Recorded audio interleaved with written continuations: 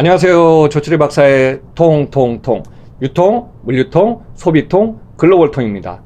앞으로 소비가 너무 중요해집니다. 그래서 제가 항상 소비를 강조하면서 유튜브를 진행하겠습니다. 이번 주부터는요, 테마가 최근에 한일 무역전쟁, 또 미중 무역전쟁이 너무 글로벌화 되는데요. 앞으로 저는 한일 무역전쟁, 이대로 가면 양국이 파멸한다 시리즈로 진행하겠습니다. 최근에 무역전쟁이 대세가 돼서 키워드가 된 거는 맞지만은 두 나라 양국은요, 제가 주변에서 이런 얘기를 많이 합니다. 박사님, 한국하고 일본에서 거의 30년 이상 살고 활동하고 계시는데 또 기업도 많이 알죠. 또 전국을 제가 일본도 40개년을 다닌 사람이고 한국도 전국을 다 가보면은 양쪽의 모든 거, 정치, 문화, 그 다음에 관련된 관광, 유통, 물류, 소비까지 제가 30년을 양쪽을 지켜봤습니다. 그래서 박사님, 한번 좀 시원스럽게 한국하고 일본이 왜 이렇게 지금 상황이 벌어졌나요? 물어보시는 분들이 많이 계시더라고요. 그래서 제가 저의 30년 경험을 팩트를 포함해서 제가 양쪽의 상황을 제시하겠습니다. 여러분 참고하시기 바랍니다.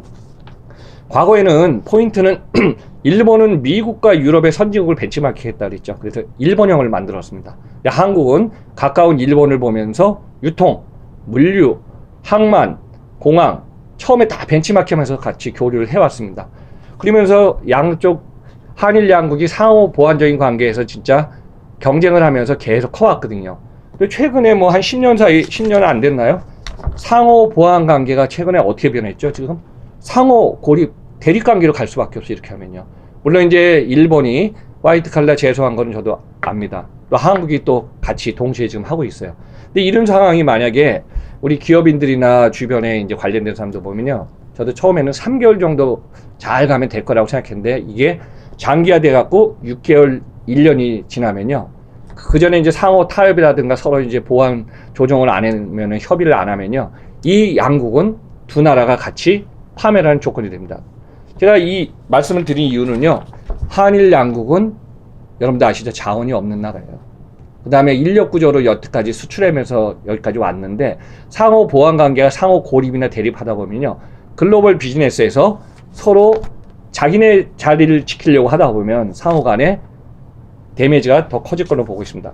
자, 두 번째는 뭐냐면요, 10년 전부터 2000년대 들어와서 글로벌 시장은 글로벌 공급망이 체인화되어 있습니다. 그래서 어떻습니까? 물건이 저렴하고 우리가 손쉽게 구할 수 있는 데서 물건을 사다가 조립해서 완성품을 만들어서 또 거기서 생산지에 수출하면 됐거든요. 근데 이런 관계를 갖다가 체인에 되어 있는 글로벌 체인망을 갖다가 일본에 의해서 또 이 체인의 구조, 이거 사슬을 끊어버리면 어떻게 되죠? 한일 양국뿐만 아니라 전 세계 비즈니스에는 큰 영향이 있습니다. 제가 최근에 저도 이제 한국에서 기업인들하고 많이 만나서 식사도 하고 비즈니스 하다 보면 이런 얘기가 지금 다 들립니다. 포워딩의 물량이 줄기 시작했다. 수출 수입하는 물량이 여러 가지 있다 보니까요, 그런 상황이 벌어졌고요. 또 대기업들은 어떤 얘기냐면요, 해외에 투자해서 진행하던 계획을 갖다가 임시 보류를 하고 중단하고 있다. 이런 상황이 지금 얘기가 다 나옵니다. 왜냐? 앞으로 가면 갈수록 이런 상황이 지속되다 보면요, 리스크 요인이 더 커집니다. 그래서 우리나라를 지키자, 저기가 맞다, 저기가 안 맞다가 당분간은 그래요. 이성과 감정이 비즈니스도 다르지 않습니까? 근데 이게 지속되다 보면 결국은 우리 건 지키자, 너희 거는 인정 안 한다, 이런 관계가 계속되다 보면요, 앞으로 상호 보완적인 이런 비즈니스는 점점 어려워질 것 같습니다. 그래서 글로벌 공급망이 붕괴된다. 또 하나의 요인을 보니까요, 제가 여러분들 이제 개인적으로 요즘 우리나라도 여행 많이 가지 않습니까? 근데 여행 가는데 일본이다, 동남아다, 어디다 이게 선별을 하는 걸, 물론 이제 여러 가지 이제 상황 조건이 있어서 그걸 막을 수는 없지만은 최근에 보면은 한일 양국의 지금 관광 문화가 팍 줄었습니다. 여러분들 비행기도 9월 달부터 벌써 이번부터 어때요? 비행기 노선도 결항하는 중단시키는 쪽 많지 않습니까? 자, 참고로 하면 이런 말씀 드릴게요. 그 전에 이제 한 5년 전만 해도 우리나라가 일본보다 관광객이 많았어요. 중국이 엄청 왔잖아요. 그리고 일본이 오고 제상국이 와서 한 1,500만 명이 온시됐어요. 그 당시에 일본 같은 경우는 관광객이 적었어요. 이유는 뭔지 아시죠? 일본은 옛날 동일본 지진도 있었지만 자연재해 여러 가지가 리스크 요인이 있으니까 관광을 안 갔어요. 근데 최근에 그런 게 이제 많이 해소되고 하다 보니까 작년에 일본만 온 관광객이 3,100만 명이 왔습니다. 우리나라는 한 1,500만 명 될까 말까 다시 그 상태고. 근데 지금 뭐 일본은 내년도 도쿄 올림픽을 위해서 뭐 4천만 명 목표를 하는데, 이거 실제 제가 이제 일본 전국 다니다 보니까요, 큐슈의 후쿠오카를 중심으로 후쿠오카, 사가, 구마모토, 나가사키, 그 위에 이제 야마구치라든가 이쪽이 있는데요. 시마네 도토리도 마찬가지입니다. 가까운 나라, 우리나라 사람들이 관광을 참 많이 가거든요. 그래서 이제 시골 곳곳까지 관광을 가서 지역 활성화에 우리가 많이 공헌도 하고 물건을 많이 사줬거든요. 근데 최근에 관광객이 많이 줄었기 때문에 일본의 지역 쪽에서는요, 얘기가 지금 많이 들리고 있어요. 왜냐? 지역 활성화에 계속 오던 관광객이 안 오니까 일본도 힘들어졌다. 이런 얘기가 지금 계속 들립니다. 그래서 이제 문화적인 교류가 앞으로 이렇게 하다 보면 심각한 상황이고요. 또 역으로 한번 생각해 봅시다. 중국 관광객이 제일 많이 오다 지금 적게 와요. 일본도 웬만큼 오다가 적게 왔습니다. 최근에 여러분도 아시죠? 명동이나 상권 같은 거 가보세요. 그래도 많이 오던 관광객이 줄으니까 어때요? 중소상인들이 영업하기가 더 힘들어졌다는 게 이제 문화교류에서 지금 관광 분기가 나옵니다. 또 하나 뭐냐면요, 정치 스타일이 다릅니다. 물론 이제 일본하고 한국하고 선거구도 다르고 정치가의 마인드가 다르겠지만은, 제가 이런 얘기 하나 하겠습니다. 여러분들 큰 그림에서 제가 2000년 전 1997년에 제가 일본에서 박사학위를 받고, 저는 처음에 일본에 이제 민간 기업의 컨설팅도 했지만은 초창기에 일본에 이제 정부 프로젝트를 한 20개 한 적이 있습니다. 제가 재무성, 국토교통성, 경제산업성, 공정거래위원회 해갖고 가스미나세키 쪽에서 많이 관료들하고 일을 해봤습니다. 특징이 하나 있습니다. 일본의 관료의 특징은 계획을 하고, 얘네들은 우리처럼 빨리빨리 문화가 아니에요. 뭘 하면은 치밀하게 준비해갖고 딱 해서 거기 틀에 맞춰서 대안을 짜고 A 플랜, B 플랜 이게 던지는 스타일이거든요. 근데 어떻습니까? 우리나라는 스피드 문화고 하다 보니까 임기 응변도 있지만은 방향 설정이 수시로 자주 바뀌어요. 그러다 보니까 좋은 얘기를 하면 우리는 의사결정이 빠르다. 일본은 느리다.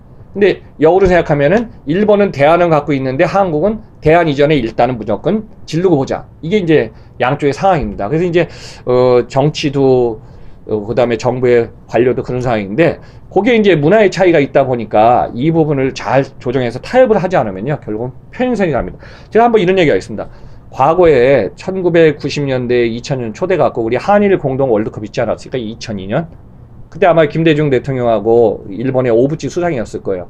그 두 사람이 이제 딱 모여갖고 결국 뭐야, 과거보다도 우리 미래지향으로 나갑시다 하고 손을 잡기 스타트 시작했지 않습니까? 그래갖고 그 당시에 이제 한일 월드컵을 하면서 우리가 이제 4강까지 갔고 일본이 16강까지 가서 떨어졌지만은 서로 격려하면서 하고 나서 뭐가 있었냐면, 그때부터 한류 문화의 붐이 생깁니다. 그래서 여러분들 뭐 대표적으로 그 유명했던 대장금부터 해갖고 일본의 채널 있죠? NHK부터 후지 뭐 TBS 뭐 다양한 채널들이 있는데, 이 채널이 한국에 그냥 드라마가 그냥 다 확산됐거든요. 근데 요즘 보니까 그런 게 벌써 10년 지나서 없어지고 있습니다. 제가 걱정하는 건 뭐냐면은, 양쪽의 문화나 경제나 비즈니스가 교류하면 저는 이렇게 보고 있습니다. 글로벌 비즈니스하고 만들면요, 1대 다의 비즈니스를 확산합니다. 근데 두 나라 간에 하면 1대1밖에 안 돼요. 그래서 우리는 앞으로 뭐 일본이다, 뭐 제3국이다를 떠나서 글로벌 비즈니스의 확산을 갖다가 더 고려하고 많이 만들지 않으면요, 양국은 지금 가면 갈수록 쭈그러드는 고무풍선처럼 줄어든다. 자, 이 이유를 제가 할 수 있는 근거를 제시하겠습니다. 첫째, 일본은 2007년부터 인구가 줄었다. 인구가 줄은 일본에는, 여러분들 뭐 일본이 경제 활력이 있는 것 같죠? 일본은 지금 고무풍선이 쪼그라든 상태입니다. 자, 중요한 얘기가 있습니다. 올 10월부터 일본은 소비세가 8%에서 10% 됩니다.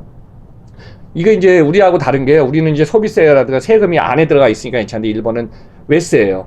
그러다 보니까 과거에 80년대, 90년대 3%, 5%, 8% 할 때 이것도 몇 년 동안 동결하다가 10% 됐는데, 특징이 하나 있습니다. 일본 사람들 소비할 때 어떠죠? 좀 신중하지 않습니까? 2%에 올린 거에 따라서 아마 10월부터 경기, 일본 자체 경기가 이렇게 활성화되지 않을 걸로 보고 있습니다. 그래서 이제 이런 한일 관계가 계속 말미르다 보면 일본의 아마 국민들도 정서적으로 야, 이게 뭐냐 이런 얘기가 좀 나올 것 같습니다. 그래서 이제 이런 부분 하고요. 제가 이런 얘기 하겠습니다. 매스컴의 차이를 얘기할게요. 한국은 저도 이제 한국에 있으면서 NHK, CNN, BBC 방송을 다 보거든요. 근데 한국은 뭐가 하나 있으면은 거기에 그냥 완전히 방송에서 그냥 도배를 내요. 그냥 거기에 대해서 다 나와. 근데 일본 같은 경우는 그게 하나 있으면은 한두 줄로 끝나버려요. 그래서 제가 이 말씀을 왜 드리냐면은 양국의 문화나 매스컴의 차이점도 있다고 좀 보시면 되겠습니다. 그래서 어느 나라가 옳다 나쁘다가 아니라 문화가 차이가 있고 정치가 차이가 있고 여러 가지 상호 다른 상황이 있기 때문에 이런 상황을 갖다가 어떻게 좀 절충해 나가야 되지 않나.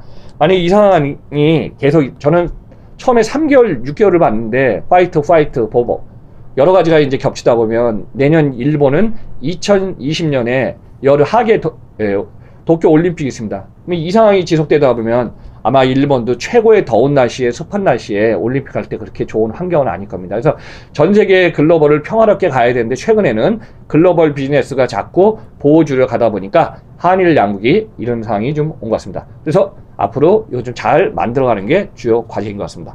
자, 일단은 1탄은 여기에서 마치고 여러분 마지막에 조철이 박사 통통통 구독과 좋아요 어떻게 되겠죠? 쿡쿡 부탁드리겠습니다. 자, 감사합니다.